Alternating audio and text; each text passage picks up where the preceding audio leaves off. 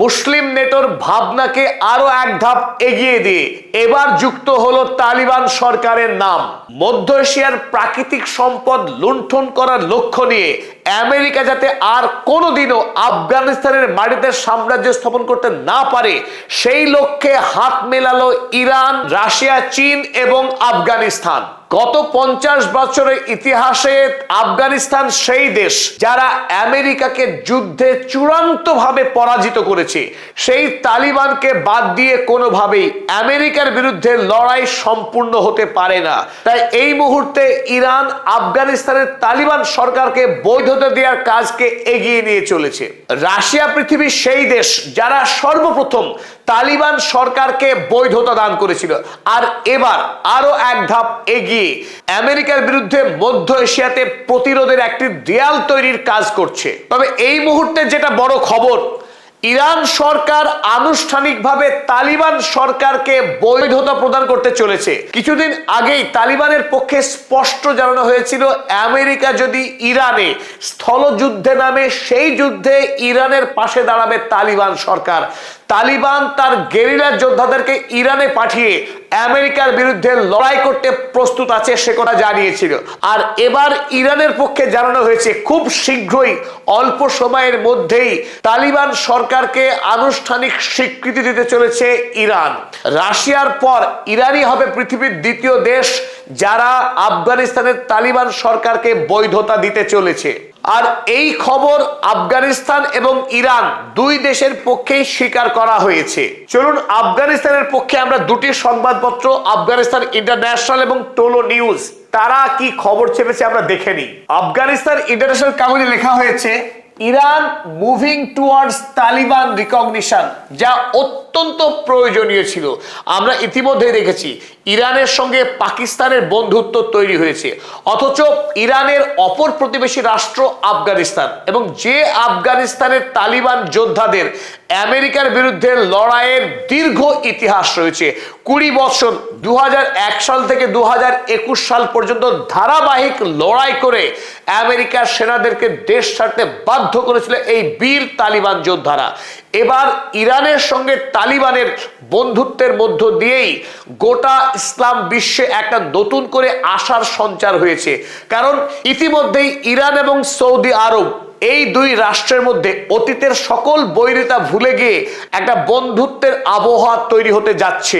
অপরদিকে সৌদি আরব এবং পাকিস্তান, তাদের মধ্যে একটি শক্তিশালী সামরিক চুক্তি সম্পাদিত হয়েছে, এবং এই জোটের সঙ্গেই আমরা জানি কাতার, তুরস্ক এবং মিশর, তারাও যুক্ত হতে চলেছে। সুতরাং তালিবানের সঙ্গে ইরানের বন্ধুত্ব এবং দুই রাষ্ট্রের আনুষ্ঠানিক যাতায়াত এবং কূটনৈতিক সম্পর্ক স্থাপনের ফলে মুসলিম বিশ্বে একটা নতুন শক্তির সমীকরণ তৈরি হতে যাচ্ছে। ইরানের পক্ষে আফগানিস্তানে ইরানের দূত আলী রেজা বিগডেলি, তিনি জানিয়েছেন ইরানের পক্ষে কোনো বাধা নেই তালিবান সরকারকে বৈধতা দেওয়ার ক্ষেত্রে। টোলো কাগজ লিখেছে, Ali Reza Bigdeli had stressed that there was no obstacle. Ali Reza জানিয়েছেন যে ইরানের পক্ষে কোনো বাধা নেই to recognising Islamic emirate of আফগানিস্তানকে বৈধতা দেওয়ার ক্ষেত্রে ইরানের কোনো বাধা নেই, and that Tehran would soon announce this legal decision, এবং অতি শীঘ্রই ইরান এই আইনি ঘোষণা করবে। আমরা ছবিতে দেখছি আফগানিস্তানের বিদেশমন্ত্রী আমির খান মুত্তাকি এবং ইরানের প্রেসিডেন্ট মাসুদ পেজেশকিয়ান, তারা করমর্দন করছেন।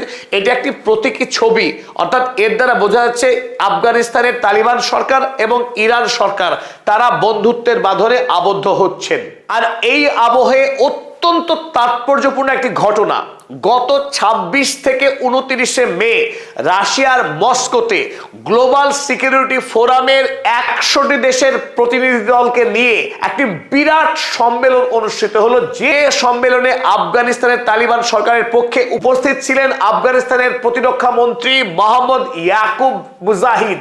এই ইয়াকুব মুজাহিদকে দেখা গিয়েছে এই ফোরামে দাঁড়িয়ে একটি দীর্ঘ বক্তৃতা দিতে, অর্থাৎ আফগানিস্তানের তালিবান সরকারকে পরোক্ষভাবে পৃথিবী যে মান্যতা দিয়েছে তার একটি জলজান্ত ছবি ধরা পড়ল মস্কোর এই গ্লোবাল সিকিউরিটি ফোরামে।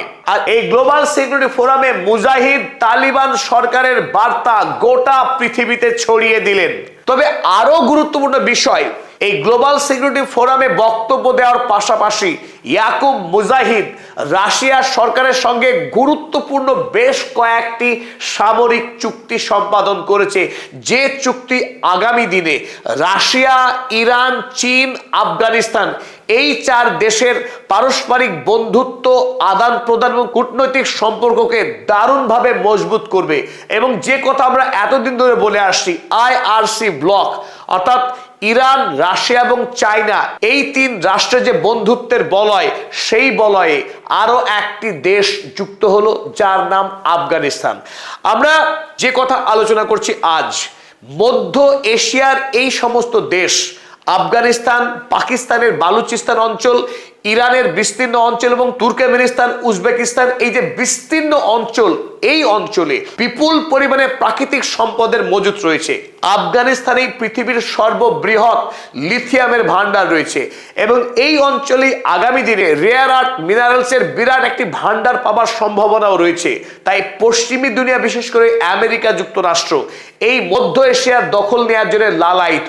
তাই আগে থেকে রাশিয়া এবং চীন মিলিতভাবে এই গোটা অঞ্চলে যাতে পশ্চিমী দুনিয়া পা রাখতে না পারে, তার জন্য ইরান আফগানিস্তানের সঙ্গে বন্ধুত্বের মধ্য দিয়ে একটা ব্লক তৈরি করতে চাইছে। আর সেই ভাবনার ফসলই হলো রাশিয়া এবং আফগানিস্তানের মধ্যে এই সামরিক চুক্তিগুলো। তাই সিকিউরিটি ফোরামের বৈঠকের পাশাপাশি 27শে মে আফগানিস্তান এবং রাশিয়া গুরুত্বপূর্ণ চুক্তিগুলো সম্পাদন করে। রাশিয়ার পক্ষে রাশিয়ার সিকিউরিটি কাউন্সিলের সেক্রেটারি সার্গেই শোইগু তিনি চুক্তি সম্পাদন করেন আফগানিস্তানের তালিবানের মন্ত্রী মোহাম্মদ ইয়াকুব মুজাহিদের সঙ্গে। ইউরোপের একটি গুরুত্বপূর্ণ খবরের কাগজ তারা লিখেছে, in sign of deepening ties, 2 দেশের গভীর বন্ধুত্বের লক্ষণ হিসেবে Russia and Afghanistan Taliban sign military deal. Russia এবং আফগানিস্তানের তালিবান সরকার তারা সামরিক চুক্তি সম্পাদন করলো। যদিও এই চুক্তির বিষয়ে রাশিয়া এবং আফগানিস্তান কেউই মুখ খুলতে খুব একটা রাজি হয়নি, তবে যেটুকু খবর বাইরে বেরিয়ে এসেছে তাতে 3টে পয়েন্ট স্পষ্ট। চলো এবার দেখে নিই আমরা সেই 3টে বিষয় কি কি। 1 নম্বর বিষয়, maintenance and repair of existing Afghan weaponry. রাশিয়ার মিলিটারির পক্ষে আফগানিস্তানে এই মুহূর্তে যত সামরিক অস্ত্র রয়েছে, আমেরিকার ফেলে যাওয়া যে সমস্ত হেলিকপ্টার, এমনকি ফাইটার জেট, ওদিকে রাশিয়া অতীতকালে আফগানিস্তানে ফেলে গিয়েছিল বেশ কিছু সামরিক অস্ত্র। এই সমস্ত সামরিক অস্ত্রকে রিপেয়ার করে যাতে আগামী দিনে যুদ্ধে ব্যবহার করা যায়, সেই জন্য সেই সমস্ত অস্ত্রগুলোকে আপগ্রেড করার দায়িত্ব নিয়েছে রাশিয়ার মিলিটারি। 2 নম্বর গুরুত্বপূর্ণ বিষয়, supply of advanced air defence systems. এখনো পর্যন্ত আফগানিস্তানের তালিবান সরকারের হাতে কোন রকম এয়ার ডিফেন্স সিস্টেম নেই। আর সেই কারণেই গত মাসে পাকিস্তানের সঙ্গে যখন যুদ্ধে লিপ্ত হয় আফগানিস্তান, পাকিস্তানের ফাইটার জেটগুলি কাবুলে ঢুকে গিয়ে মারাত্মকভাবে বোমা হামলা চালিয়েছিল। কাবুল শহরের হাসপাতাল সহ বেশ কয়েকটি জায়গায় বোমাবাজি করে পাকিস্তানের সৈন্যবাহিনী ব্যাপকভাবে খুন করেছিল আফগানিস্তানে। তাই আগামী দিনে আফগানিস্তান যাতে যে কোনো দেশের বিমান হামলাকে প্রতিরোধ করতে পারে, সেই লক্ষ্যে রাশিয়ার কাছ থেকে এয়ার ডিফেন্স সিস্টেম কিনতে চলেছে তালিবান সরকার। তবে এই ক্ষেত্রে আপনাদেরকে জানিয়ে রাখি, আফগানিস্তানের তালিবান সেনারা যেহেতু গেরিলা যুদ্ধে সবচাইতে সিদ্ধহস্ত, তারা রাশিয়ার কাছ থেকে ম্যানপ্যাড এয়ার ডিফেন্স সিস্টেম কিনছে, যে এয়ার ডিফেন্স সিস্টেমে সৈন্যরা কাঁধ থেকে ক্ষুদ্রাকৃতির মিসাইল ছুড়ে হেলিকপ্টার বা যুদ্ধ বিমানকে ধ্বংস করতে পারে, সেই বিপুল সংখ্যক ম্যানপ্যাড কিনতে চলেছে রাশিয়ার কাছ থেকে। 3 নম্বর গুরুত্বপূর্ণ, a wall of resistance to US presence.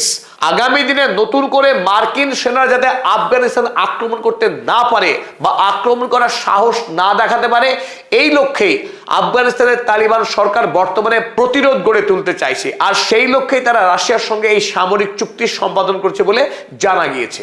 সুতরাং সাম্প্রতিক সময়ে আফগানিস্তানের তালিবান সরকারকে নিয়ে একদিকে যেমন ইরান সরকার উৎসাহী, অপরদিকে রাশিয়ার ভ্লাদিমির পুতিন তিনিও উৎসাহী।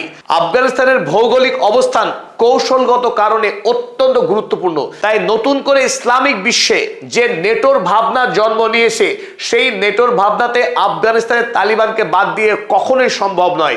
সুতরাং এই মুহূর্তে তালিবান কূটনৈতিক বিশ্বে যেভাবে পা রাখছে, এটা অনুমান করা যাচ্ছে আগামী দিনে চীন সহ বিশ্বের গুরুত্বপূর্ণ রাষ্ট্রগুলো তালিবান সরকারকে বৈধতা দান করবে, আর এরই মাধ্যমে আগামী ইসলামিক বিশ্বে রাজনীতিতে তালিবান সরকার গুরুত্বপূর্ণ ভূমিকা পালন করবে।